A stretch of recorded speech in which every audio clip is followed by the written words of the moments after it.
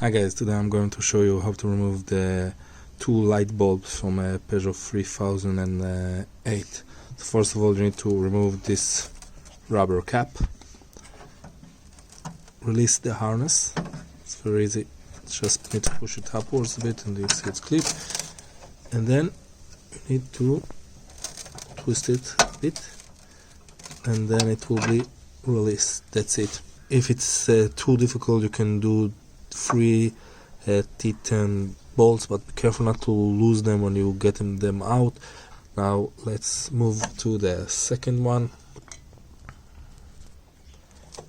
The second one, let me show you before we'll do it.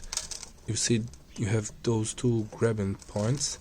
You need to grab and push it backwards. So let's look inside here.